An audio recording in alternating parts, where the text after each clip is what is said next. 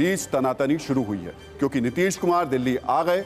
क्यों केंद्र में मोहब्बत की दुकान खोलने वाली कांग्रेस मध्य प्रदेश में कट्टर हिंदूवादी हो चुकी है। सवाल यह भी कि क्या इंडिया गठबंधन के बाद बीजेपी वाकई परेशान हो चुकी है? नहीं हुई तो अचानक बैठकों का दौर क्यों शुरू हो गया? क्योंकि नई रणनीति बनाई जाने लगी है।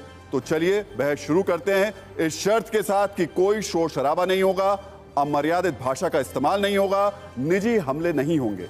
एक सार्थक बहस की शुरुआत होगी, क्योंकि इस मंच से पूछा जाएगा सवाल सत्ता का। और इस सवाल के लिए मैं जोरदार तालियों के साथ स्वागत करता हूं सुप्रिया श्रीनेत का, प्रवक्ता हैं कांग्रेस की, और सुधांशु त्रिवेदी, प्रवक्ता बीजेपी।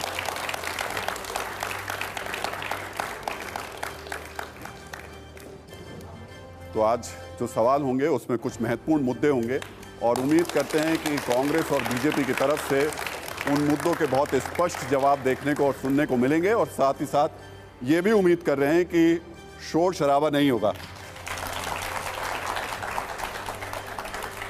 तो इस सवाल सत्ता के जो बहस की शुरुआत है वो 60 सेकंड के साथ आप दोनों को शुरू करते हैं। 60 सेकंड आपके पास में है। सबसे पहले एनडीए क्यों मजबूत है? 60 सेकंड आपके पास। आज की राजनीति में सबसे बड़ी चुनौती क्या है पॉलिटिशियंस के लिए? क्राइसिस ऑफ क्रेडिबिलिटी, यानी जो कहते हैं वो करते नहीं है। मगर एनडीए इसलिए मजबूत है कि मोदी जी ऐसे नेता हैं जो कहते हैं वही करते हैं, और वो करके पूरा दिखा देते हैं। बल्कि हम पे तो आरोप ये है कि हम अपना एजेंडा लागू करने में लग जाते हैं। चूंकि 3 चीजें होती हैं, एक होती है नियत, एक होती है नीति, और एक होता नेतृत्व। नीति, नियत और नेतृत्व तीनों में एनडीए ने पिछले 9 सालों में और इससे पूर्व के अटल जी के दौर के भी 6 सालों में जो करके दिखाया है, उसको अगर हम कहें, वो सिर्फ भारत में नहीं पूरी दुनिया में जिस ढंग से स्वीकार किया जा रहा है, विश्व के नेताओं में मोदी जी की रैंकिंग जिस ढंग से ऊपर उठती हुई आ रही है, भारत के जन जन को छोटी छोटी सुविधाएं उपलब्ध कराने से लेकर बिजली, पानी, सड़क, गैस से लेकर भारत का मान बढ़ाने तक, अगर मैं कहूं कि आज हम उस स्थिति में पहुंचे हैं 21वीं सदी में कि स्वप्न देखा था कभी जो आज हर धड़कन में है। एक नया भारत बनाने का इरादा मन में है और बढ़ रहे हैं हम प्रगति की ओर उस रफ्तार से, कर रहा है विश्व भी हमको नमन उस पार से। इसलिए एनडीए को वोट। मैं सवाल आपके पास लेकर आऊंगा, क्योंकि मैंने सवाल आपसे एनडीए का पूछा था, आपने सिर्फ मोदी जी का नाम लिया। लेकिन 60 सेकंड सुप्रिया जी आपके पास में, इंडिया क्यों मजबूत है? इंडिया इसलिए मजबूत है क्योंकि इंडिया इस देश का प्रतिबिंब है। इंडिया उन सब लोगों का समूह है जो अलग अलग भाषाएं बोलते हैं, अलग वेशभूषा के लोग हैं, अलग कल्चर के लोग हैं, अलग रिलीजन के लोग हैं, और वो एक बहुत खूबसूरत गुलदस्ता इंडिया है। इंडिया इसलिए मजबूत है क्योंकि जब 2011 अप्रैल का वो दिन याद करिए, महेंद्र सिंह धोनी ने छक्का मारा था और ये सारा देश इंडिया इंडिया के नारों से गूंज रहा था, तो साबित हो गया था कि इंडिया के सामने शाश्वत काल से कोई खड़ा होता है तो शिकस्त उसकी होती है, क्योंकि इंडिया हमेशा जीतता है। इंडिया इसलिए मजबूत है क्योंकि इंडिया लोगों की आवाज है, इंडिया महिलाओं की आवाज है, इंडिया उन बच्चों की आवाज है जो अपने भविष्य की बात करना चाहते हैं, रोजगार की बात करना चाहते हैं, उन महिलाओं की आवाज है जो महंगाई से त्रस्त हैं। इंडिया उन लोगों की आवाज है जो बदसलूकी के खिलाफ खड़े होना चाहते हैं, जिनको लगता है कि मणिपुर में 2 नग्न औरतों को घुमाना और नंगा परेड कराना गलत है। इंडिया जो है वो इस देश के युवा की, इस देश के फ्यूचर की आवाज है। चलिए मैं आऊँगा सुप्रिया जी, लेकिन सुधांशु जी अब सवाल इस बात को लेकर कि आपको इतना भरोसा है कि एनडीए बहुत मजबूत है, फिर ये बेचैनी और परेशानी क्यों है? बेचैनी परेशानी आपकी मीटिंग्स के दौर से नजर आती है। बेचैनी परेशानी, अभी तो चुनाव दूर दूर तक नहीं, लेकिन आपके कैंडिडेट्स घोषित कर दिए जाते हैं, ये बेचैनी क्यों? देखिए, एनडीए बना था 1998 में, आज 25 साल पूरे हो गए, नाम एनडीए ही है। यूपीए बना 2004 में, जब मनमोहन सिंह जी प्रधानमंत्री बने, और 16-17 साल में आपने उनसे प्रश्न INDIA इंडिया के बारे में पूछा ना, इसका मतलब यूपीए तो गया, यूपीए का तो क्रियाक्रम हो गया, मान लिया इन्होंने। तो हमसे बाद में बने और हमसे पहले खुद ही अपना नाम बदल लिए, तो ये अपने आप में इस बात का प्रमाण है कि अंतर क्या होता है। और एक और हम बात कहें, अभी राहुल गांधी जी ने 3 दिन पहले नेहरू मेमोरियल का नाम बदलने से कहा था, नाम बदलने से कोई फर्क नहीं पड़ता, नेहरू जी के कर्म जो है वो याद रखने वाले हैं। बिल्कुल, अच्छे बुरे कर्म अलग बात है, यही मैं उनसे कहना चाहता हूं, नाम बदलने से कर्म नहीं बदल जाते, कहा गया है कोई लाख करे चतुराई कर्म का लेख मिटे ना रे भाई। और इसीलिए प्रधानमंत्री जी ने जब अविश्वास प्रस्ताव पर बोल रहे थे तो एक सेंटेंस बोला था ना नाम बदलने पे, वो काका हाथरसी की कविता का पुरानी पंक्ति है जो बिल्कुल फिट बैठती इन लोगों पे, कि दूर युद्ध से भागते नाम बड़े रणधीर, क्योंकि दो बार छोड़ के जा चुके हैं। दूर युद्ध से भागते नाम भले रणधीर, भाग्य चंद की आज तक खोई है तकदीर।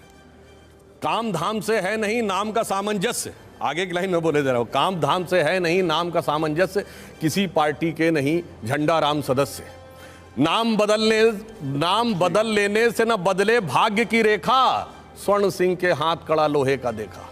इसलिए कोई ये सोचे कि नाम बदलने से कुछ बदल जाएगा तो बदलने वाला नहीं। सुधांशु जी, आपने 2004 से एनडीए का जिक्र किया, आपके पास सवाल लेकर 1998 से। हाँ, मैं सवाल लेकर 2004 मैं सवाल लेकर के आपके पास जरूर आऊंगा, क्योंकि सवाल महत्वपूर्ण ये है कि पिछले 9 साल से एनडीए की मीटिंग नहीं हुई और सदैव अटल पर आपको बुला करके एनडीए के नेताओं को लाना पड़ा। लेकिन सुप्रिया जी, सवाल एक आपसे भी है। एक पुरानी कहावत है कि कहीं का ईंट कहीं का रोड़ा, भानुमती ने कुनबा जोड़ा। अब ये जो कुनबा जोड़ा है ये जुट पाएगा? क्योंकि जुटने से पहले ही दिल्ली में आपका बिखरता हुआ नजर आ रहा है। सबसे पहले तो मैं कुछ बातों का जवाब देना चाहती हूं। यहां पर युवा बैठे हुए हैं। जब इंडिया नाम बोला जाता है तो आपको क्या जहन में आता है? वो तिरंगा जहन में आता है, भारत माता जहन में आती है, 140 करोड़ लोग जहन में आते हैं, आईआईटी जहन में आता है, आईआईएम जहन में आता है, एम्स जहन में आता है, इसरो जहन में आता है। इनको क्या जहन में आता है इंडिया के नाम पर? इंडियन मुजाहिदीन और गुलामी का प्रतीक ईस्ट इंडिया कंपनी। ये लोग बात करेंगे इस देश की, ये बात करेंगे इंडिया की, ये बात करेंगे भारत माता की। ये किसी की बात नहीं कर सकते हैं। इसलिए नहीं कर सकते क्योंकि ये मुद्दों की बात करने से घबराते हैं।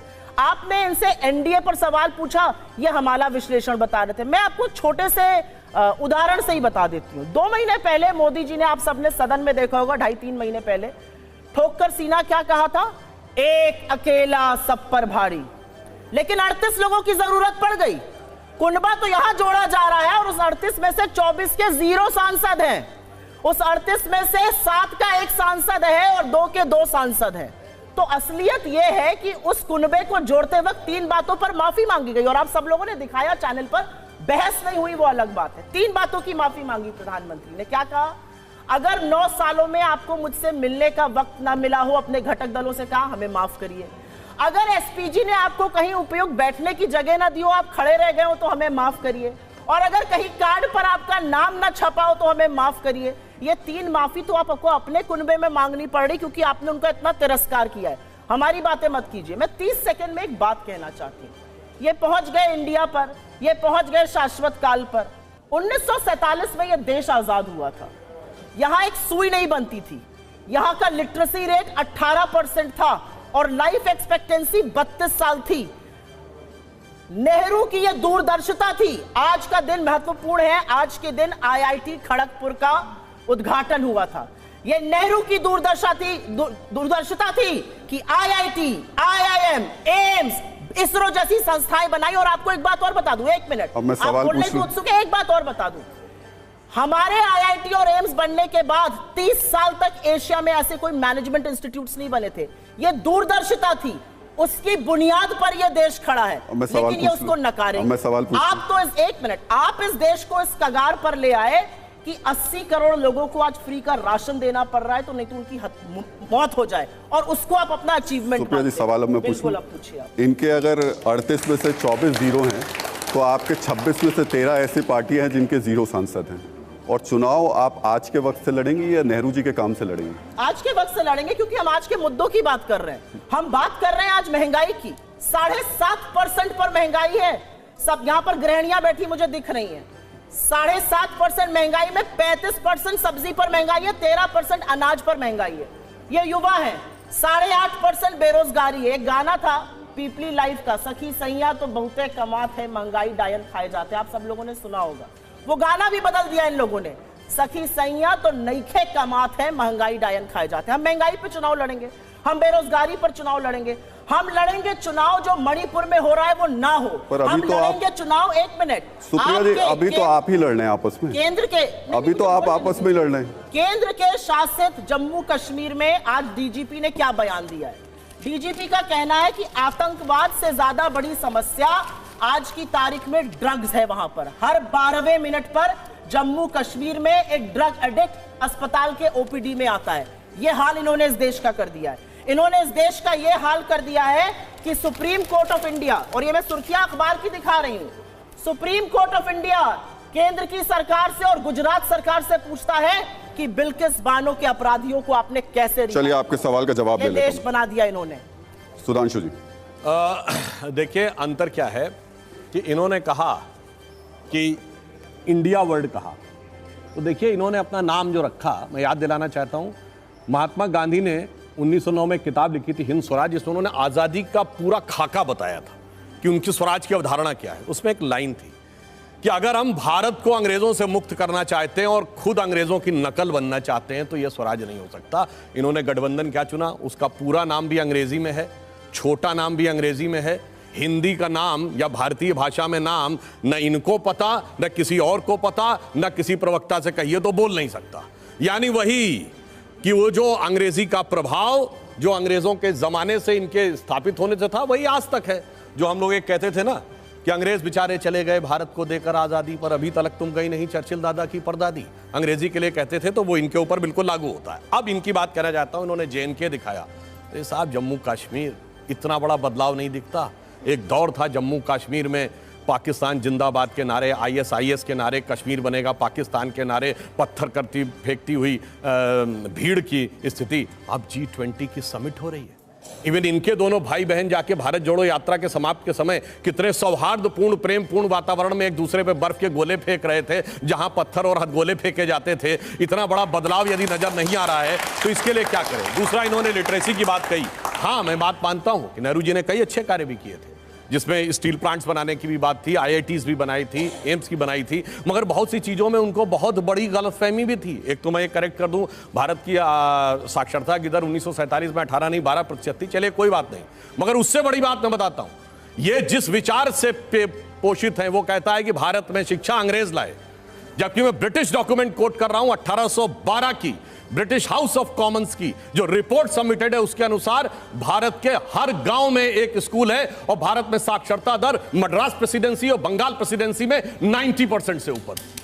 मगर ये लोग कहते हैं कि अंग्रेजों ने आके हमें बाद में सिखाया। इसलिए हमारी और इनकी सोच में एक बहुत फंडामेंटल डिफरेंस है, और इसी बात का अंतर हमारी और इनकी कार्यशैली में भी नजर आता है। और इसीलिए मैं एक बात और कह देना चाहता हूं, हम जब सत्ता में आते हैं तो देश का स्वाभिमान पूरी शक्ति के साथ उठता है। जब अटल जी आए थे, पोखरण का विस्फोट हुआ था। जब मोदी जी आए तो सर्जिकल स्ट्राइक और बालाकोट हुआ। इनके जमाने में क्या रहता है कि हम बड़े और ताकतवर होकर छोटे और कमजोर के खिलाफ सिर्फ शिकायत दर्ज करते रहते थे। अब क्या है, अब हम बड़े और ताकतवर हैं और छोटा हमसे, यानी पड़ोसी वाला छोटा जाके कहता है कि भारत हमको हड़का रहा है। चलिए सुधांशु जी, लेकिन ये तो काम तो इंदिरा गांधी ने भी किया था। लेकिन सुप्रिया जी, जो सवाल मैं आपसे पूछा था आप उस पर आई नहीं। लड़ाई पहले इनसे या पहले आपस की लड़ाई निपटानी होगी? मैं उसका जवाब दूंगी, लेकिन पहले मैं इनकी कुछ त्रुटियां, आप मेरे सवाल का जवाब नहीं देती। आप उनसे भी जवाब नहीं ले पा रहे, मुझसे भी नहीं ले पा रहे। मैंने तो ले लिया, लेवल्ड है सुप्रिया जी, मैंने ले लिया उनसे सवाल। पहले मैं अपनी बात कहूंगी, उसके बाद आपके सवाल का जवाब दूंगी। इतनी पर दे दीजिएगा, इतना लोग जरूर दीजिएगा, आपके शो में भी होना चाहिए। इन्होंने कहा छोटा देश बड़ा देश। आपके विदेश मंत्री ने ऑन रिकॉर्ड, जयशंकर जी ने ऑन रिकॉर्ड कहा है हम चीन से कैसे लड़ सकते हैं, वो इतनी बड़ी इकोनॉमी है, हम छोटी इकोनॉमी है। ये आपके विदेश मंत्री का कथन, या तो इसका खंडन करिए या उनको बर्खास्त करिए, क्योंकि चीन के आगे हमारी आर्मी आंख में आंख डाल के खड़ी है और आपके विदेश मंत्री ये कहकर उनका हौसला तोड़ते हैं। आपके प्रधानमंत्री, मेरे भी प्रधानमंत्री हैं, बिना पलक झपकाए कहते हैं कोई घुसा हुआ नहीं है। परसों 19th कोर कमांडर लेवल की बातें खत्म हुई और कोई परिणाम उसका नहीं निकला। 3.5 साल बाद भी गलवान की शहादत के हम स्टेटस को यथावत स्थिति अप्रैल 2020 की नहीं बना पाए हैं, क्योंकि प्रधानमंत्री ने इस देश से झूठ बोला था और कोर कमांडर की मीटिंग में चीन ये बात लगातार कहता है कि आपके प्रधानमंत्री ने कहा कोई घुसा हुआ नहीं है, जबकि असलियत यह कि अपने पेट्रोलिंग पॉइंट्स को आपने बफर जोन बना लिया। आप कहते कहते बड़ी सारी बातें कह गए। इस हफ्ते, इनफैक्ट लास्ट हफ्ते जब पार्लियामेंट चल रहा था, CAG नाम की संस्था का आपने नाम सुना होगा, कंट्रोलर एंड ऑडिटर जनरल, सरकार के सारे खर्चे की निगरानी करती है, नियंत्रण करती है, उसका ऑडिट करती है। उस संस्था ने एक नहीं, दो नहीं, 7 घोटालों का पर्दाफाश किया है मोदी सरकार में। ये कहते हैं रिपोर्ट ही गलत है। रिपोर्ट हमारे घर में थोड़ी लिखी गई है, रिपोर्ट भारत के सदन के पटल पे रखी गई है। करिए वहां पर डिस्प्यूट। घोटाला है भारतमाला प्रोजेक्ट में। द्वारका का एक्सप्रेसवे, ये सुनिएगा, बड़ी इंटरेस्टिंग बात है। द्वारका का एक्सप्रेसवे बन रहा था, 18 करोड़ प्रति किलोमीटर पे बनना था। बना कितने पे आपको पता है? 250 करोड़ प्रति किलोमीटर पे। एक मिनट, आप बातें बता रही हैं, वो 2 किलोमीटर में मंगलयान पहुंच गया, उतने में हमने 2 किलो। एक मिनट रुक जाइए, कुछ आ चुका है, सबको पता है। अरे उन लोगों को भी पता करने सबको पता है, देश की जनता जागरूक है, देश की जनता जागरूक है। पर आप मेरा सवाल का जवाब नहीं दे रही। मुझे दिक्कत इतनी है कि आप मेरे सवाल 3 बार मैंने पूछा, आप मेरे सवाल पे नहीं आ रही। हम 2 ही लोग हैं, सवाल पर आओ। आ तो जाइए भाई। जिस सीएजी का नाम सुन के 2014 के पहले मिर्गी के दौरे आने लगते थे टेलीविजन एंकर्स को, पेपर फेंक फेंक के शोज होते थे, आज उस पर चर्चा ही नहीं हो रही है। सुई पटक सन्नाटा है। बिल्कुल बताइए तो सही कि जितने में मंगलयान पहुंच गया उतने में 2 किलोमीटर सड़क आपने बनाई। आपका जवाब ले लेंगे, टिकट लगाइए उस सड़क पर। बिल्कुल आपके सवाल का जवाब ले लूंगा। आपने मुझसे मेरे गठबंधन के बारे में पूछा और वो सवाल जरूरी है। मुझे ऐसा लगता है कि हम एक थान के कटे लोग नहीं है। हमारे आपसी मतभेद जरूर हो सकते हैं, लेकिन हमारा एक विजन है, और वो विजन क्या है कि हम सब इस देश के संविधान में यकीन रखते हैं, और उसी से एक प्रश्न निकलता है। हमारा मानना है कि संविधान हर हाल में सर्वोपरि है। Prime ministers economic advisory council के चीफ हैं विवेक देबरॉय।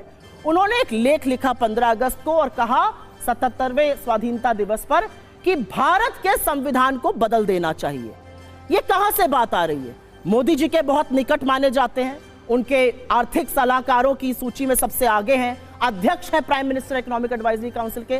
क्या यह सरकार संविधान बदलने की कोशिश कर रही है? और अगर नहीं कर रही है तो खंडन करे, क्योंकि हम वो लोग हैं जो एक साथ खड़े हैं संविधान के लिए। हमारे आपसी मतभेद जरूर होंगे। कई राज्य ऐसे हैं जहां पर कोई पार्टी बड़ी है, वहां पर हम बैक सीट लेंगे। कई राज्य ऐसे हैं जहां पर हम बड़े हैं, दूसरी पार्टी बैक सीट लेगी। मैं आपके ही सवाल का जवाब दे रही हूं। आम आदमी पार्टी से आपकी बातचीत हो पाएगी? आप ही के नेता बहुत खुल करके उनके खिलाफ बात कर रहे हैं। संदीप दीक्षित बोल रहे हैं, दिल्ली के नेता बहुत खुल के बोल रहे हैं, आपकी पंजाब यूनिट बहुत नाराज है आम आदमी पार्टी से। यही स्थिति आपको बंगाल में भी देखने को मिल रही है, जहां सीपीएम और ममता बनर्जी कुछ ऐसी ही स्थिति और इससे ज्यादा जूतम बाजार तो एनडीए में चल रहा है। चाचा भतीजे में चिराग पासवान को ले आए, चाचा जी नाराज है, कह रहे हैं किसी की औकात है मुझे हाजीपुर से ना लड़ने दे। विरोधाभासों से भरे हुए हैं, एक गुट को रखा है, उसके दूसरे घटक दल को ले आए।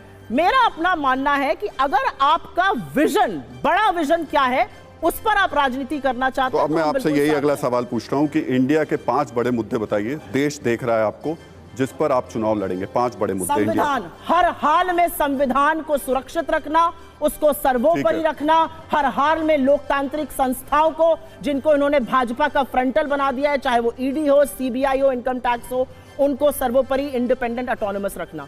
महंगाई पर बात करना, आप मुनाफाखोरी नहीं कर सकते हैं अगर देश के लोग महंगाई से त्रस्त हैं। आपको पेट्रोल, डीजल, एलपीजी गैस के दाम घटाने चाहिए, आप नहीं घटा रहे हैं।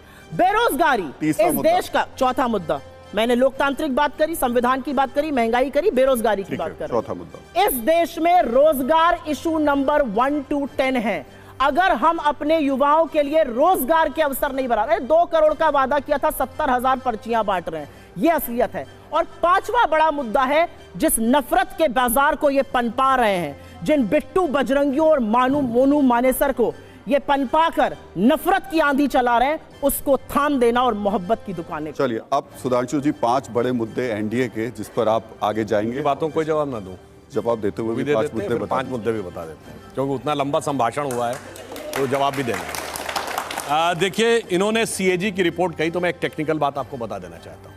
बहुत साफ बात है, सीएजी में जो भारतमाला प्रोजेक्ट में किसी भी रोड के कंस्ट्रक्शन की बात होती है तो उसका कोई स्पेसिफिक नहीं, जेनरिक कॉस्ट होती। मैं उदाहरण से बताना चाहता हूँ। ये बताइए, समुद्र के किनारे खाली सड़क पे रोड की कॉस्ट वही आएगी, और दिल्ली में एक्विजिशन करने के बाद रोड की कॉस्ट वही आएगी, और वो एलिवेटेड एक्सप्रेसवे पे जिसमें 4 फ्लोर एलिवेटेड जाएगी, कॉस्ट वही आएगी। यानी ये तो कहने की बात हो गई कि भाई पर स्क्वायर फुट कॉस्ट इतनी होती, 1 मंजिल के मकान की भी उतनी होगी और 4 मंजिल के मकान की भी उतनी होगी। ऐसा तो नहीं होता है ना।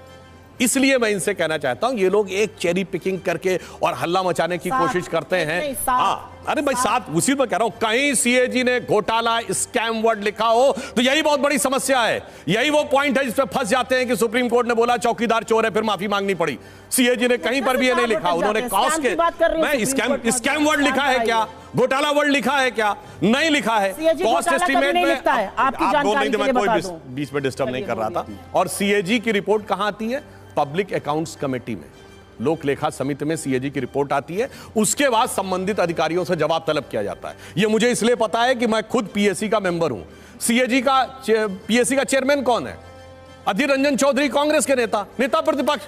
तो अगर यह था तो इनको तलब करना चाहिए सीएजी को तुरंत कि साहब ये रिपोर्ट आई है, सीएजी को तलब करिए। सदन में जाते जाते पटल में आई है तो कहां? अरे भाई, पीएससी की मीटिंग सदन के दौरान नहीं होती है। पीएससी का चेयरमैन कभी भी बुला सकता है। चलिए बोलिए। तो खैर, तो अब स्थिति ये है, और हमने तो सीएजी पे कोई टिप्पणी नहीं की।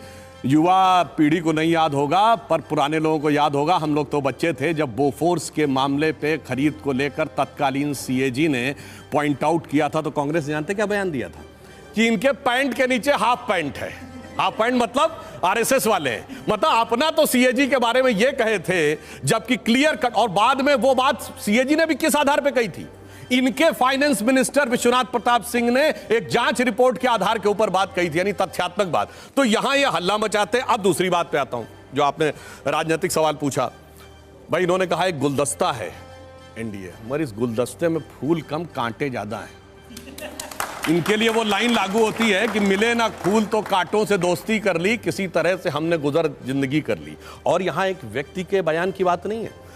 आप खुद देखिए, आम आदमी पार्टी के तो इनकी नेता ने बयान दिया कि हम अकेले चुनाव लड़ेंगे। आम आदमी पार्टी ने कैसा भयानक बयान दिया। महाराष्ट्र में एनसीपी के नेता जितेंद्र आवाड़ क्या बोल रहे हैं? अरे एक बार कह दिया पवार साहब ने, 83 साल का व्यक्ति, क्या इनको बार बार जाके बोलेगा? इनको जो समझना हो समझ लें।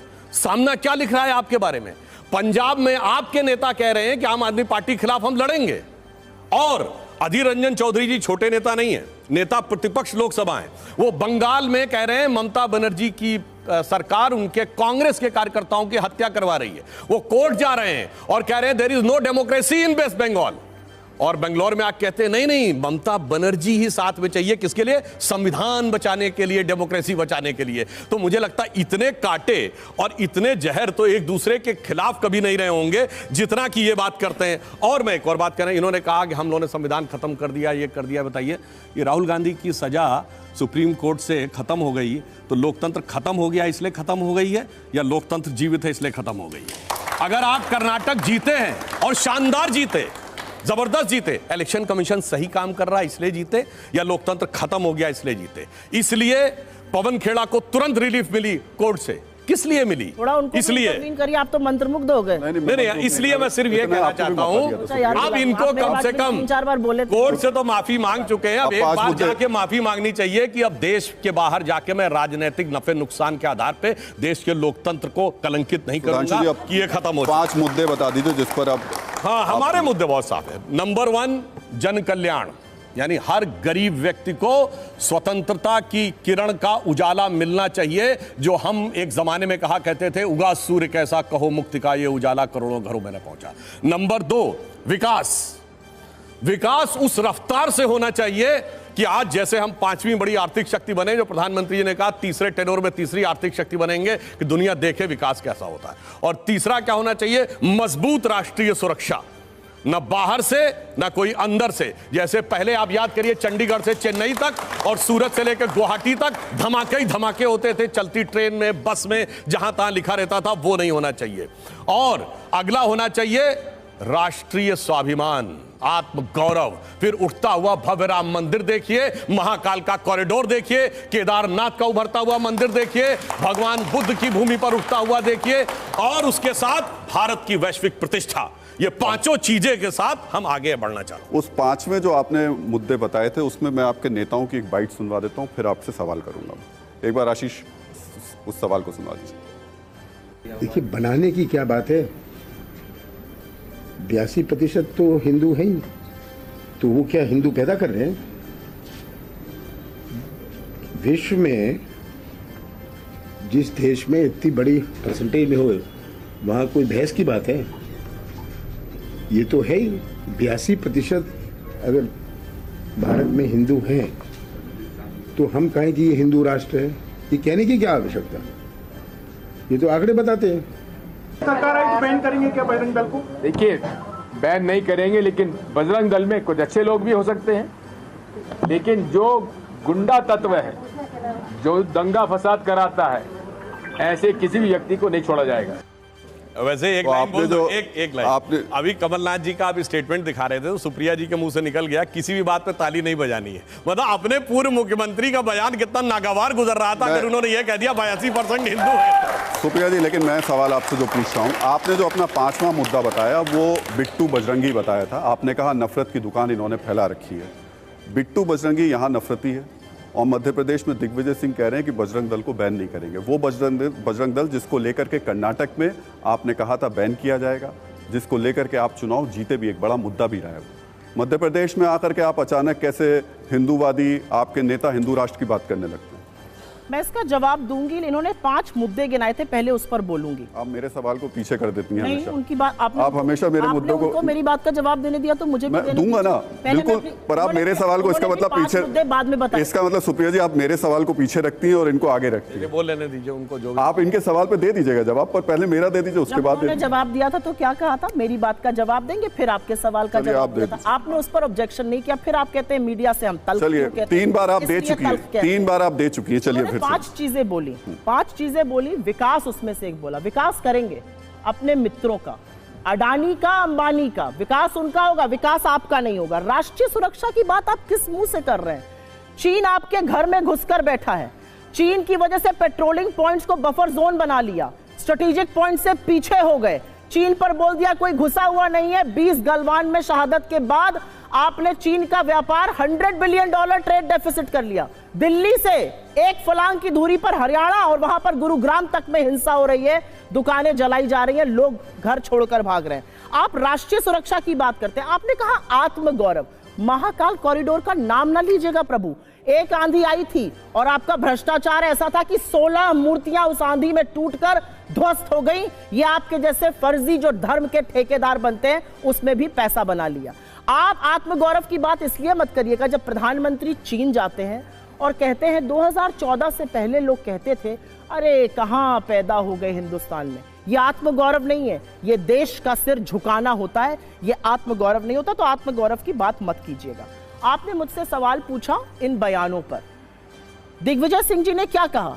जो कोई भी गुंडागर्दी करेगा या कानून को अपने हाथ में लेगा, हम उसके खिलाफ एक्शन करेंगे। हमारी कर्नाटक की सरकार को अगर लगा कि बजरंग दल के चलते वहां पर औरतों के साथ, महिलाओं के साथ गुंडागर्दी होती है, बदतमीजी होती है, तो उन्होंने कहा हम बैन करेंगे। मध्य प्रदेश की हमारी लोकल यूनिट को लगता है कि बैन करने की जरूरत नहीं है और अगर वो कुछ गुंडागर्दी करेंगे तो वो बिल्कुल एक्शन लेंगे। मैं तो कह रही हूं ना, हम यहां पर ना मोनू मानेसर के प्रवक्ता बन जाते हैं, रुक जाइए, ना बिट्टू बजरंगी के बन जाते हैं, ये बन जाते हैं। लेकिन इन लोगों को एक बात याद रखनी चाहिए, ये जो नफरती चिंटू को लगता है कि ये खड़े होंगे। बिट्टू बजरंगी को सबसे पहले डिसोन वीएचपी ने कर दिया, नूपुर शर्मा को सबसे पहले डिसोन इन्होंने कर दिया, राजा सिंह इनका सांसद तेलंगाना में था, नफरती बयान दिया था, उसको डिसोन कर दिया। दूध की मक्खी की तरह से नफरती चिंटू निकाल दिए जाएंगे जब इनका काम खत्म हो जाएगा। कमलनाथ जी और दिग्विजय सिंह के बयान से आप सहमत हैं? हाँ या ना में मुझे जवाब दें। मैं तो कह रही हूं जहां पे गुंडा एलिमेंट होगा उसको बिल्कुल बैन करना चाहिए। आई थिंक लोकल लीडरशिप, हम कठपुतली नहीं चलाते हैं। हम गुजरात में 2-2 मुख्यमंत्री, उत्तराखंड में 3-3 मुख्यमंत्री कठपुतली से नहीं बदलते हैं। लोकल लीडरशिप को जो लगता है वो उनको करना चाहिए और मुझे ऐसा लगता है कि लोकल लीडरशिप सक्षम है, क्योंकि कमलनाथ जी के कार्यकाल में या कांग्रेस की सरकार में एक आदिवासी के ऊपर किसी नेता ने पेशाब नहीं करी थी, एक लड़की को निर्वस्त्र नहीं घुमाया गया था जो इनकी सरकारों में हो रहा है। जवाब ले लूं? सुधांशु जी, सवाल ये भी है कि आप आत्मगौरव की बात कर रहे हैं। अब जो आम जनता है वो 200 रुपए किलो जब टमाटर लेके चलती है तो आत्मगौरव होना थोड़ा मुश्किल हो जाता है। और अगर कांग्रेस के नेता हिंदुत्व की तरफ जा रहे हैं तो बीजेपी तो अब पसमानदा की तरफ जा रही है। देखिए, मैं बिल्कुल ये बात कहता हूं कि इस समय महंगाई की दर 7.5% और जून के महीने में कितनी थी? 4.5%। बिल्कुल मैं मानता हूं खाने पीने की चीजों की, सब्जियों के दाम इधर बढ़े हैं क्योंकि भयानक बारिश हुई है देश में पिछले 1-1.5 महीने में भिन्न भिन्न जगहों पे। उससे फसल भी बर्बाद होती है और ऐसी कोई भी चीज जो जल्दी खराब होने वाली हो, जिसमें सब्जियां सबसे ज्यादा सेंसिटिव होती हैं, जिनका कि ट्रांसपोर्टेशन में सबसे बड़ी समस्या आती है, होता है 2-3 महीने में स्थिति फिर ठीक हो जाएगी। अगर महंगाई की दर की बात करनी है, 9 साल की पूरी महंगाई की दर बताएं। पर आपके मुद्दे में महंगाई नहीं थी। नहीं, मैं आप इसलिए बताएं क्यों। 1952 से आज तक जितने चुनाव हुए, सिर्फ 2 ही लोकसभा चुनाव हुए जिसमें महंगाई मुद्दा नहीं था, 2004 और 2019, क्योंकि दोनों में उससे पहले भारतीय जनता पार्टी सत्ता में थी और दोनों में महंगाई की दर विकास की दर से बहुत कम थी। अब यहां पे मैं एक और बात भी कहना चाहता हूं, कोई बात नहीं, दर्शक जाके चेक कर लें, आज तो नेट पे सारा डाटा अवेलेबल है। पिछले 60-70 साल में कितनी महंगाई किसके दौर में रही और कितनी बेरोजगारी किसके दौर में रही। भाई कोई कभी सत्ता में ना आया हो तो कहे कि हम आएंगे बदल देंगे। जो 55-56 साल आपकी पार्टी नहीं, आपके खानदान की हुकूमत रही और जिसमें महंगाई 22-23-24% तक रही, 10-12% तो जब तब रही, और उसके बाद आज आप कहें कि साहब हम आके सब कुछ बदल देंगे, तो देश की जनता को वो कहावत याद आती है कि बाप न मारिन मेड की बिटवा तीरंदाज। उसके बाद आके ये बात कहेंगे। अब मैं अपनी बात भी तो कह लूं, आपने मेरा सवाल तो पूछ लीजिए, पसमानदा की तरफ जवाब। जी अरे उसी पे देखिए आ रहा हूं। देखिए कितनी मजेदार बात है, कर्नाटक में बजरंग दल पे बैन होना चाहिए और सबसे बड़े जो हिंदू आतंकवाद के भी प्रणेता माने जाते थे दिग्विजय सिंह जी, मध्य प्रदेश में नहीं बोल रहे बैन होना चाहिए। आप देखिए कमलनाथ जी क्या बोल रहे हैं, हिंदू राष्ट्र के मुद्दे पे बोल रहे हैं। 82% हिंदू है तो कहने की क्या जरूरत है। और आके क्या कहते हैं, कर्नाटक में क्या कह रहे थे, इनके लिए तो वो लाइन याद आती है, पल भर में ये तोला है और पल भर में ये माशा है, कहते तो तमाशा है और खुद ही तमाशा है। इतना बदलाव अगर आपके अंदर आ रहा है तो ये तो मैं मानता हूं सकारात्मक बदलाव है। सवाल ये कि आप बार बार चीन का जिक्र कर रही हैं। राहुल गांधी इसी वजह से, राहुल गांधी, मैं आता हूं आपके पास, राहुल गांधी इसी वजह से पेंगोंग में है। क्या है? राहुल गांधी इसी वजह से पेंगोंग में है आजकल, ताकि चीन के मुद्दे को और बड़ा बनाया जा सके। मुझे लगता है राहुल गांधी ने एक भारत जोड़ो यात्रा करी है, 4000 किलोमीटर कन्याकुमारी से कश्मीर तक पैदल चले हैं इस देश को जोड़े रखने के लिए। अजनबियों को गले लगाया है, लोगों के आंसू पोंछे हैं, महिलाओं का सशक्तिकरण देखने को मिला जब वो उनके साथ बेखौफ होकर चल रही थी। वो मैकेनिक से मिलते हैं, वो ट्रक ड्राइवर से मिलते हैं, वो स्टूडेंट से मिलते हैं। इनके राज में, ये रामेश्वर जी हैं, सब्जी बेचते हैं, आप सबने इनका वीडियो देखा होगा। इनके राज में रामेश्वर जी की भरी आंखें कहती हैं हमारी गुजर नहीं हो रही। राहुल जी उनसे मिलते हैं और उनके दिल में खुशी आती है। क्यों? क्योंकि कोई गरीबों की बात सुनने के लिए नहीं है। मैं एक बात इनसे पूछना चाहती हूं, आजकल बड़ा हॉट टॉपिक है, आप लोग भी इस पर दिखा रहे थे, मैं देख रही थी थोड़ी देर पहले। एक अन अकेडमी नाम की संस्था है, वो पढ़ाती है, वहां के एक टीचर हैं, उन्होंने शायद बच्चों से कह दिया कि पढ़े लिखे को वोट देना। पढ़े लिखे को वोट देने की बात करी थी, किसी का नाम तो लिया नहीं था। ये right wing Bharatiya Janata party का सोशल मीडिया, उनके सोशल मीडिया के महाराष्ट्र के चेयरमैन सब मोदी जी को क्यों समझ लेते हैं? ये कौन सा चोर की दाढ़ी में तिनकी वाली सरकार है भैया? काजोल ने बोला हमारे लीडर्स को पढ़ा लिखा होना चाहिए, सारी राइट विंग उसके खिलाफ खड़ी हो गई। हर बार जब कुछ पढ़ाई लिखाई पर बोला जाता है, शिक्षा पर बोला जाता है, अच्छाई पर बोला जाता है, बिना नाम लिए राइट विंग को यह क्यों लगता है कि वो आपके साथ है?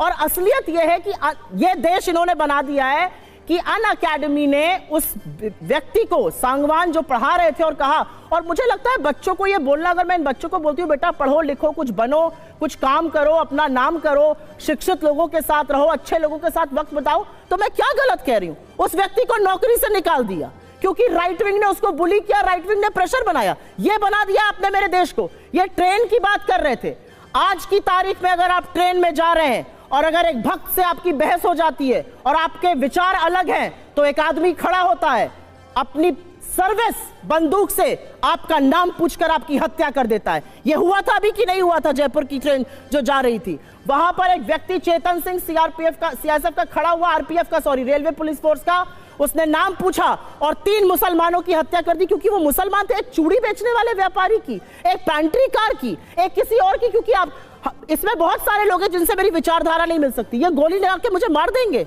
या मैं इनको, ये क्या बना दिया इन्होंने आपके हमारे देश को? और आप कह रहे हैं कि सब कुछ चंगा सी। ये चंगा है कि चलती ट्रेन में 4 लोगों की दिन दहाड़े हत्या कर दी जाती है। पिछली बार इनका एक बात का जवाब नहीं दे पाया था, कठपुतली का, तो मैं याद दिलाना चाहता हूं। ये बताइए आज तक देश के सबसे पढ़े लिखे प्रधानमंत्री कौन हुए हैं? क्वालिफिकेशन के हिसाब से डॉक्टर मनमोहन सिंह। और कठपुतली कौन बना के रखा था? पढ़े लिखों की कितनी इज्जत है सबको पता है। दूसरा मैं आपको बताना चाहता हूं, दूसरे सबसे पढ़े लिखे प्रधानमंत्री कौन हुए हैं? जवाहरलाल नेहरू जी। उनके जमाने में देश में क्या क्या हुआ? पंजाब गया, कश्मीर गया और चला बंगाल गया और चीन के हाथों मानसरोवर का ऊंचा भाल गया। अब यह भी बताना चाहता हूं कि पढ़ने लिखने की बात तो हम लोग करते थे, मगर ये पढ़े लिखे वाला नैरेटिव दिया किसने था? आम आदमी पार्टी ने ना। देखिए कैसे बेचारे पुरानी धुरानी पार्टी नई नवेली पार्टी के चंगुल में आ जाती है, और वो पढ़े लिखे इतने महान हैं। मैं पढ़े लिखों का जवाब देता हूं, इनके दोनों भैया बहन अशिक्षित और की बात पर आप लोगों को क्यों, अरे भाई आप बोल रहे हैं, मैं कोई डिस्टर्ब नहीं कर रहा, मैं शिक्षा का उदाहरण दे रहा हूं, मैं शिक्षा का उदाहरण दे रहा हूं। भाई राहुल गांधी जी ने कोविड को मोविड लिखा, कितने पढ़े लिखे हैं? अरे कोविड को मोविड लिखने वाले पढ़े लिखे हैं। और दूसरा उदाहरण देता हूं, अप्रैल 2021 में जब कोविड की सेकेंड वेव चरम पे थी, तो पहले आके वो दिल्ली वाले जिनका नाम ये बोल रहे हैं, उन्होंने आके क्या कहा? वैक्सीन की कमी है तो वैक्सीन सारी कंपनियों को फार्मूला क्यों नहीं दिया जाता ताकि जल्दी जल्दी वैक्सीन सबको मिल जाए? अरे वैक्सीन कोई चूरन का फार्मूला है जो सबको दे दिया जाएगा? ये पढ़ा लिखा आदमी बोल रहा है। और सुनिए, इनके दोनों भैया बहन ने भी बोला, और उनका भी बयान है कि भारत सरकार ने बच्चों का वैक्सीन विदेश भेज दिया। इतना झूठ बोलने वाले लोग अप्रैल 2021 तक जाके चेक कर लीजिए, भारत क्या दुनिया में कोई बच्चों का वैक्सीन नहीं बना था। इसलिए हम आपसे कहते हैं कि आप लोग, और ये तो वो लोग थे, देखिए गजब के पढ़े लिखे हैं। जानते क्या होता है? जब प्रधानमंत्री जी ने कहा था कि अगले, प्रधानमंत्री क्यों याद आता है? अरे भाई याद जवाब दे दीजिए, अरे मैं जवाब दे रहा हूं, जलेबी मत बनाइए। प्रधानमंत्री जी की क्षमता दोनों जवाब दे रहा हूं। क्यों याद 15 आते हैं अगस्त वो? जब 2020 को पता कहा नहीं कि क्या अगले दिक्कत साल हो जाती है। शुरू होने तक वैक्सीन आ जाएगी, अचानक इनको पढ़ाई लिखाई याद है। अरे ऐसे कैसे हो सकता है? अरे वो तो सेलुलर माइक्रोबायोलॉजी के एक्सपर्ट बन गए। नहीं नहीं, इतनी जल्दी बनी नहीं सकती, बनी 8 देशों ने बना के दिखा दी।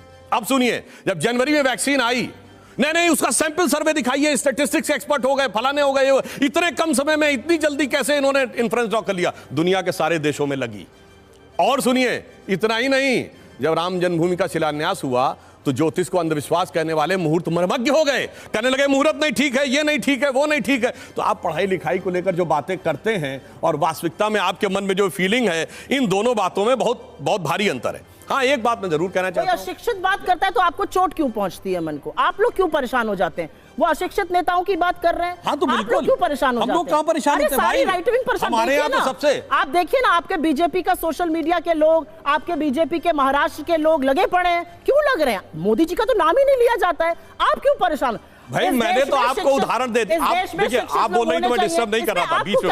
हमें दिक्कत नहीं, हमने तो कहा देश के सबसे पढ़े लिखे प्रधानमंत्री के साथ आपने क्या गति की? देश के सबसे पढ़े लिखे में तिनका क्यों आ जाता है? इस बात का जवाब दे दीजिए, वो आप नहीं दे सकते हैं। अरे सुनिए, ये कौन सी आप बात कर रही हैं भाई? यही जो मैंने तो आपसे बात कही, यही जो आप सुन रहे हैं, सबसे पढ़े लिखे प्रधानमंत्री की आपने क्या गति की? बाद आपको मोदी जी का चेहरा क्यों नजर आता है? अरे किसने कहा याद आता है भाई? क्यों आप लोग क्यों आपने बात बताया? अरे सुनिए, तो इतना बरगला जाते, क्या हो जाता है? किसको लग रहा है? किसी की बात हो रही है? बरगलाए हुए तो आप लोग लग रहे हैं भाई, देखिए ना, बरगलाए हुए तो देखो भैया कहने वाले लोग लग रहे हैं, और आप कह रही हैं कि कौन दूसरा बरखला रहा है, बौखला रहा है। अरे भाई मुझे समझ में नहीं आता। आप देखिए, काजोल के खिलाफ आप लोग बोल रहे हैं। अरे कौन हम लोग से क्या मतलब है भाई? क्यों बोल रहे हैं? कौन किसके खिलाफ बोल रहा है? अच्छा ये बताइए, अच्छा ये बताइए, पढ़े लिखे, अच्छा बताइए, पढ़े लिखे वाला सेंटेंस किसने शुरू किया था? केजरीवाल जी के साथ है ना भाई। पढ़े लिखे तो आप भी हैं, पढ़ी लिखी मैं तो ये कह रहा हूं, अपने बच्चों को भी पढ़ाने की बात करते हैं। जब हम कहते हैं कि बेटा कुछ पढ़ लिख के बन जाओ, तो जब कहते हैं ना अगर नहीं पढ़ोगे तो ठीक नहीं बनेगा, आपको उसमें मोदी जी क्यों नजर आते हैं? किसी का नाम नहीं लिया जाता, मोदी जी का चेहरा आपको क्यों नजर आता है? उस बात का जवाब दे दीजिए। आपके लोग इतने उत्तेजित क्यों हैं? देखिए ना, सबके एक के बाद एक ट्वीट है, फेसबुक पोस्ट है, साक्ष्य के साथ बोल रही हूं, काहे मोदी जी का चेहरा नजर आने लगता है? ये चोर की दाढ़ी में तिनका है, क्योंकि आपको पता है आपके बारे में बात हो रही है। बंदा नाम ना ले, आपके बारे में मैं जवाब बीच में डिस्टर्ब किया था तो मैं अपनी बात पूरी कर लूं। मैं जवाब ले रहा हूं। ये कह रही हैं कि हमारे लोग बोलते हैं पढ़ी लिखी है ना, तो पढ़ के बताइए भाजपा का कौन आदमी बोला? भाजपा के सोशल मीडिया के हेड, भाजपा बताइए ना, भाजपा के कौन लोग बोल रहे हैं? पढ़े हुए बोलिए। अब 50 लोग सोशल मीडिया के हेड, 50 लोग हैं, आप ये बोलने लगते हो। दूसरी बात में सोशल मीडिया के हेड टर्न पे बोलिए भाई, मैं डिस्टर्ब। और दूसरी बात, अरे भाई सुनिए, ये जिस व्यक्ति, जिस नेता के पक्ष में बोल रही हैं, जो ये कहने की कोशिश करते हैं केजरीवाल जी, आज इनकी गति और दुर्गति देखिए, उनकी किस शिद्दत के साथ डिफेंस किया जा रहा है। किसके साथ? जिसने इनको गुजरात में इनका वोट हाफ कर दिया, पंजाब में इनका स्विच ऑफ कर दिया, दिल्ली में इनको साफ कर दिया, और उसके बाद आज उनके साथ खड़े हुए हैं। इसे कहते हैं कि 100 जूते खाएं, तमाशा फिर भी देखें। सुधांशु जी, अब मैं सवाल, सुप्रिया जी, मेरा सवाल, एक सवाल पूछा, उसका जवाब मेरा सवाल, एक नेता का नाम बता दीजिए। नहीं, कितने नेताओं ने बोला? आशुतोष दुबे आपके बीजेपी के सोशल मीडिया के महाराष्ट्र के हेड हैं। उन्होंने क्या लिखा है? Sangwan is saying this indirectly pointing to the prime minister of India. उन्होंने तो नाम ही नहीं लिया। आपकी चोर की दाढ़ी में तिनका क्यों है? क्यों आपके लोग ट्रेंड करा रहे हैं कि शटडाउन? ये क्यों करा रहे हैं? मोदी जी का कोई नाम नहीं लेता है। अगर कहीं पर किसी को नृशंस कहा जाता है आपको दिक्कत होती है, किसी को कहा जाता है अरे एक आदमी जुमले बोल रहा है आपको लगता है प्रधानमंत्री को कहा जा रहा है, एक नेता बड़ा झूठा है आप प्रधानमंत्री की बात करते हैं। बेटा पढ़े लिखे लोगों को राजनीति में आना चाहिए, आप प्रधानमंत्री को समझ लेते क्यों समझ लेते? अब सवाल मेरा आपसे, की दाढ़ी में तिनका है, मान जाइए एक लाइन क्या सुनिए, एक मिनट इसमें कोई डिफेंस, एक लाइन बोल दूं, एक लाइन। आप लोग ऐसा है, सोच लेते हैं कि प्रधानमंत्री की बात हो रही है। अधिरंजन चौधरी जी की बहुत याद आ रही है ना आपको, तो आपकी बखिया उधेड़ती हूँ अभी। अधिरंजन चौधरी पर्सनल काय हो जाती भाई? अरे आपकी बात ही क्या बात जवाब दे रही हूँ? अधिरंजन चौधरी, अरे पहले जवाब दीजिए, 370 पर उनका बयान सही था या नहीं? बोलिए हाँ या ना। आप पार्टी के प्रवक्ता हैं, बोल चुके। हाँ चलिए जवाब ले लेते हैं। अधिरंजन चौधरी जी नेता प्रतिपक्ष हैं। अधिरंजन चौधरी जी लोकसभा में बोल रहे थे, वो बंगाली है, मुझे नहीं पता यहाँ पे कितने लोग बांग्ला भाषा जानते हैं। बांग्ला भाषा में नीरव का मतलब होता है जो व्यक्ति चुप रहता है, रणछोड़ जो चुप रहता है। अधिरंजन चौधरी जी ने बोला मोदी जी नीरव मोदी बन गए हैं, धृतराष्ट्र बन गए हैं और लड़कियों के साथ वो हो रहा है। आप मुझे सिर्फ एक बात का जवाब दीजिए, अधिरंजन चौधरी जी को निलंबित कैसे कर दिया आपने सदन से? आप सदन से निलंबित करते हैं विवेक देबरॉय को, आप संजय सिंह को खड़े हो जाते हैं, डेरेक ओब्रायन को, आप ऐसे कैसे कर सकते हैं? आप सदन में लोगों का निलंबन क्यों करते हैं? क्या सदन आपकी बपौती है? इस बात का जवाब दीजिए। निलंबित नहीं है। अधिरंजन चौधरी जी को आपने निलंबित किस बेसिस पर किया, क्यों किया? यह लोकतंत्र का हत्या नहीं है तो क्या है? इस बात का जवाब दे दीजिए। और एक मिनट, बरगलाइए मत इस जनता को। इमरजेंसी कॉन्स्टिट्यूशनल प्रोविजंस में लगी थी। इमरजेंसी आपकी तरह अघोषित इमरजेंसी नहीं थी और हत्याएं नहीं हो रही थी ट्रेन में, पत्रकारों को डाला नहीं जा रहा था जेल में। अच्छा, क्योंकि उसने मुजहर की बात कर दी। कुछ ज्यादा हो गया। सुन लीजिए, आपका ज्यादा हो गया प्रभु। आज बोलने की ऐसी आजादी नहीं है कि एक व्यक्ति कहता है पढ़े लिखे को वोट दो, उसकी नौकरी चली जाती है। उत्तेजना कहीं और दिखाइएगा। ये उत्तेजना मणिपुर की नग्न लड़कियों को देखकर दिखानी चाहिए थी, शर्म आनी चाहिए। फैक्ट्स ठीक कर देता हूं मैं आपको। आप जब इमरजेंसी की जो बात कर रही हैं, उस समय पत्रकारों को जेल में डाला गया था। अरे मैं कह रही हूं, उस समय अखबारों की लाइट्स काटी गई थी। अगर आप वो फैक्ट्स गलत बोलेंगे तो मुझे, के लिए मेरे नेता ने कहा है वो गलत था। ये कह सकते हैं 10 साल से ये गलती कर रहे हैं, ये कह सकते हैं कि विवेक देबरॉय ने गलत किया संविधान बदलने की बात कर इनकी हैसियत है बोले मणिपुर पर। 78 दिन तक इस देश का प्रधानमंत्री चुप रहता है मणिपुर पर। आपकी शर्म से आंखें नहीं झुकती हैं? वो लड़कियां आपकी बेटी हो सकती थी, आपकी बहन हो सकती थी, उनकी योनियों को, उनके स्तनों को आदमखोर की भीड़ छू रही थी। देखा है वो वीडियो आपने? बजाइए ताली इस बात पर। क्या बात करते हैं आप लोग? शर्म नहीं आती? आप महिला हैं, आपको शर्म नहीं आती कि एक और महिला के साथ क्या हुआ? आप ताली ठोकने की काम करते हैं। अब मैं जवाब दूं, अब शर्म आनी चाहिए। इन्होंने कहा था 267 पे, सुनिए, सदन की सारी कार्रवाई रोककर मणिपुर पे चर्चा की जाए। जब सदन की सारी कार्रवाई रोकने की बात थी तो दिल्ली बिल पे क्यों तैयार हो गए? राजनीति ऊपर, मणिपुर पीछे, यह हकीकत थी। और दूसरी बात, इन्होंने कहा प्रधानमंत्री जवाब देना चाहिए। प्रधानमंत्री, जबकि 267 के तहत संबंधित मंत्री यानी गृह मंत्री जवाब देंगे। कोई बात नहीं, आप अविश्वास प्रस्ताव लाए। मैं कहता हूं जाके दर्शकों से चेक करिए कितना परसेंट बोला विपक्षी नेताओं ने मणिपुर पे। 5% भी नहीं बोला। इसका मतलब राजनीति थी, मणिपुर के प्रति संवेदना नहीं थी। और तीसरी बात, जब प्रधानमंत्री जी मणिपुर पे बोलने के लिए आए तो भाग खड़े हुए। क्यों भाग खड़े हुए? जबकि नियम के अनुसार गौरव गोगोई ने यह प्रस्ताव रखा था। रूल यह कहता है कि जब फाइनल रिप्लाई मिल जाएगा प्राइम मिनिस्टर का, तो जिसने अविश्वास प्रस्ताव रखा है उसे एक बार रिबटल करने का मौका दिया जाएगा। वो मौका भी छोड़ दिया। और जहां तक महिलाओं की सम्मान की बात है, तो याद करिए, इस देश में वो भी एक समय था जब कश्मीर में कहा गया था हिंदुओं अपने घरों को छोड़ के चले जाओ और अपनी महिलाओं को छोड़ के चले जाओ। तब उस समय कोई चू निकला था? और सुनिए, इतना ही नहीं, गिरजा टिक्कू के साथ रेप करके आरे से काट दिया गया था। और उन लोगों ने जो किया था, उस यासीन मलिक को बुलाकर प्रधानमंत्री आवास में आवभगत की गई, जिसकी बीवी इस समय जाके पाकिस्तान की कैबिनेट में शामिल हो गई है। आपने एक बात बोली, मैं उस पर बोलना नहीं चाहती थी क्योंकि महिलाओं की बात है, लेकिन आज बोल देती हूं। जब गिरजा टिक्कू का कांड हुआ था तो केंद्र में किसकी सरकार थी?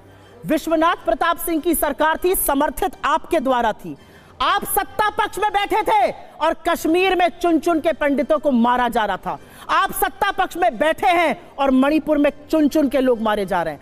आप सत्ता पक्ष में आज भी बैठे हैं और कश्मीरी पंडित राहुल भट्ट और शीला की चुन चुन के 26 कश्मीरी पंडितों की हत्या हुई।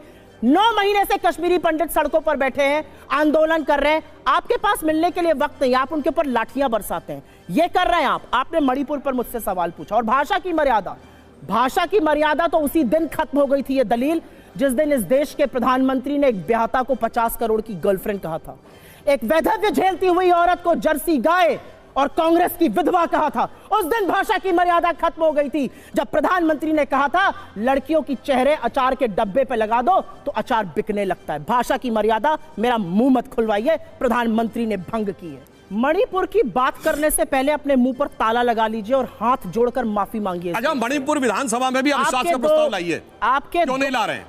सीएम से खिलाफ है तो लाइए, चुनौती दे रहा हूं ना, लाइए। यही नाटक करना है, दिल्ली में आके हल्ला मचाना, मणिपुर में नहीं बोलना। जवाब ले लेते हैं जी। भारतीय जनता पार्टी और इनके घटक दल के 2 सांसद हैं मणिपुर से, 2 लोकसभा सीट है, 2 सांसद हैं। उन 2 सांसदों को नहीं बोलने दिया गया लोकसभा में, उन्होंने वक्तव्य दिया, हमारे हाथ बांध दिए गए, भारतीय जनता पार्टी ने हमें बोलने नहीं दिया। मणिपुर की आवाज को आप ही के अपने सदन में दबा दिया, क्यों नहीं बोलने दिया गया? मणिपुर में आपका एमएलए वक्तव्य देता है कि राज्य प्रायोजित हिंसा हो रही है। मणिपुर में आपके एक एमएलए लकवाग्रस्त बिस्तर पे पड़ा है क्योंकि हिंसा थी।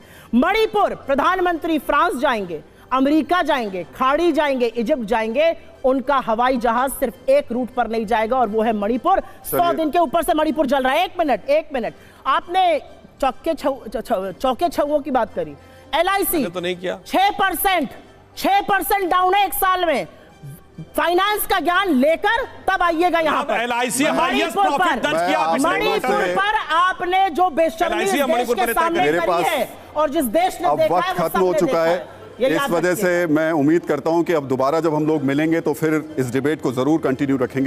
नमस्कार, मैं हूं राहुल सिन्हा और इस हफ्ते की सबसे बड़ी पॉलिटिकल डिबेट में आपका स्वागत है। बेशक दिखाई ना दे, लेकिन 2024 की लड़ाई तेज हो चुकी है। कुछ दिन बाद ही यानी 31 अगस्त को मुंबई में इंडिया की 2 दिन की बैठक होने वाली है। बड़े फैसले लिए जा सकते हैं, बड़ी रणनीति पर सहमति बन सकती है, संयोजक के नाम पर फैसला भी लिया जा सकता है। लेकिन उससे पहले बहुत से सवाल भी उठ रहे हैं। सवाल ये कि क्या इंडिया में सब कुछ ठीक ठाक है? अगर है तो महाराष्ट्र में सियासी हड़कंप क्यों है? शरद पवार और अजीत पवार की मुलाकात क्यों हुई है? शिवसेना और कांग्रेस में तनाव क्यों है? क्यों दिल्ली में कांग्रेस और आम आदमी पार्टी के बीच तनातनी शुरू हुई है? क्योंकि नीतीश कुमार दिल्ली आ गए। क्यों केंद्र में मोहब्बत की दुकान खोलने वाली कांग्रेस मध्य प्रदेश में कट्टर हिंदूवादी हो चुकी है? सवाल यह भी कि क्या इंडिया गठबंधन के बाद बीजेपी वाकई परेशान हो चुकी है? नहीं हुई तो अचानक बैठकों का दौर क्यों शुरू हो गया? क्योंकि नई रणनीति बनाई जाने लगी है। तो चलिए बहस शुरू करते हैं, इस शर्त के साथ कि कोई शोर शराबा नहीं होगा, अमर्यादित भाषा का इस्तेमाल नहीं होगा, निजी हमले नहीं होंगे। एक सार्थक बहस की शुरुआत होगी क्योंकि इस मंच से पूछा जाएगा सवाल सत्ता का। और इस सवाल के लिए मैं जोरदार तालियों के साथ स्वागत करता हूं सुप्रिया श्रीनेत का, प्रवक्ता हैं कांग्रेस की, और सुधांशु त्रिवेदी, प्रवक्ता बीजेपी।